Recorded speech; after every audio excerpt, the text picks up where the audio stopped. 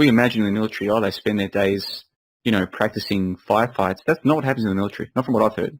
They don't spend their 9 till 5, practicing they're in firefights.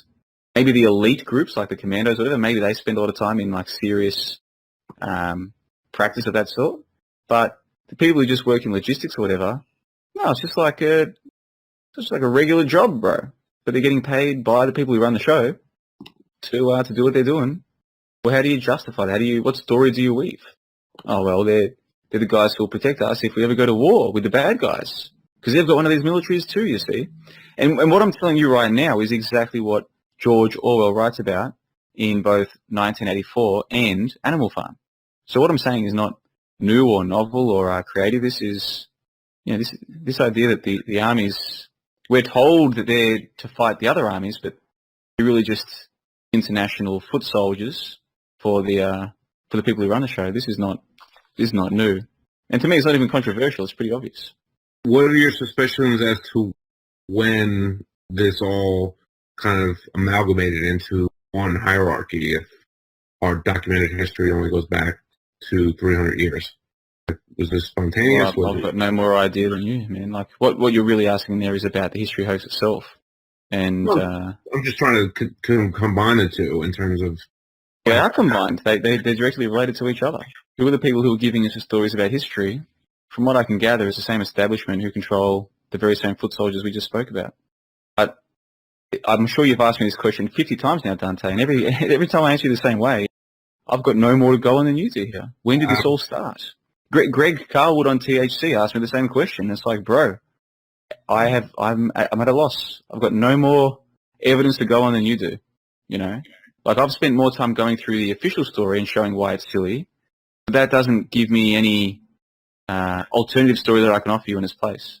I understand that. I'm not criticizing you for it. Unfortunately... Oh, I know it's not a criticism. But it's just like the same question over and over. It's like, bro, how...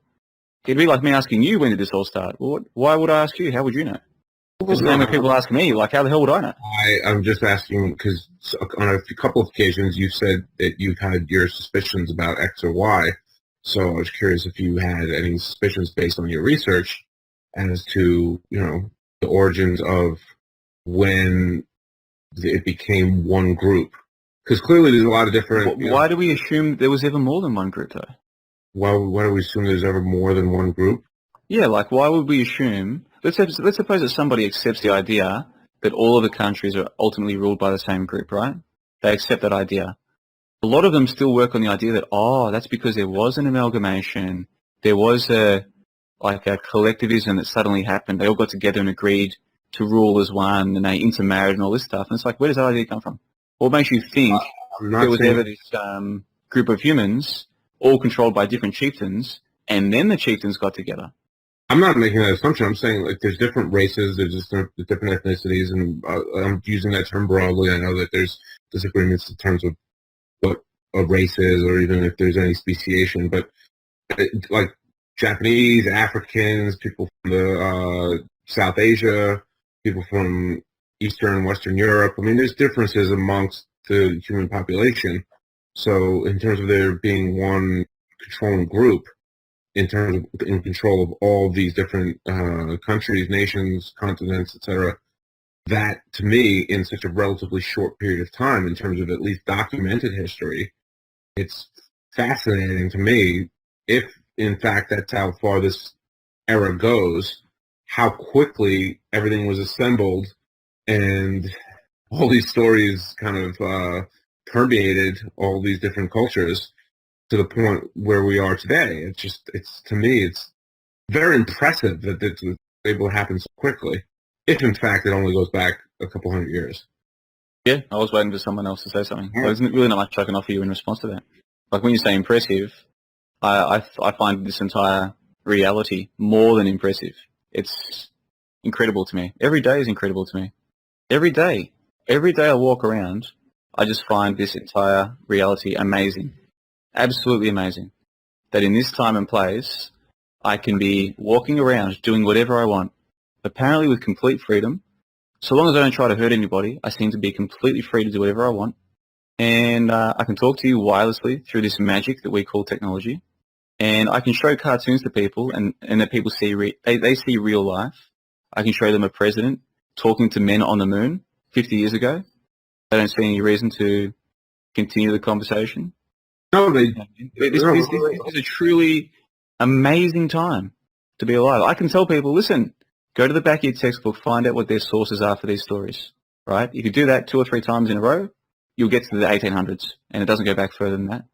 And a few people will find this interesting, and they'll come and chat with us about it, but most people can't even comprehend what's being said. Like, this is a truly amazing time to be alive. So when you say to me, it's impressive if history's been faked in 200 years, it's like, impressive. I think it's more than that. I think whatever has happened here is absolutely astounding. And every day for me is amazing. Every day. In a good way, too. And I think this, and you and I have had this exact same conversation at least a dozen times now. I don't find myself wondering, well, how, I just accept this. I won't have answers to these questions, man.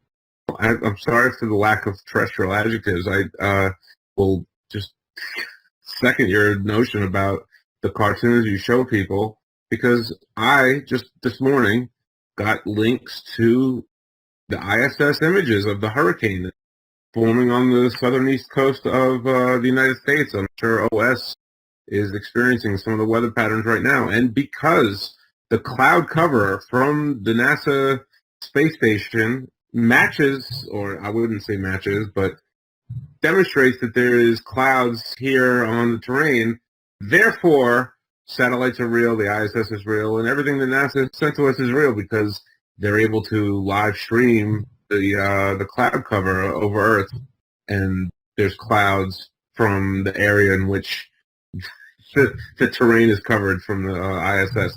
It's unbelievable to me. But yeah, this is the realm in which we both cohabitate. But like, surely you sometimes find yourself, especially in New York City of all places, just every now and then, just pausing for a moment, looking around, going, "This is absolutely amazing. This is amazing." Yeah, I mean, with or without drugs, it's very. Certainly, I understand the metaphor of a psychedelic trip. Bro, it's been years since I've done any psychedelics at all. I never used to do them much, but it's been years since I did any. And I'm at the point where I'm like, I don't need them, dude. This is one giant trip at this point. It's a gigantic trip every day. And I live in a crappy little outer suburb of Brisbane. And even I sometimes just stop, pause and go, this is amazing. This is truly amazing time to be alive.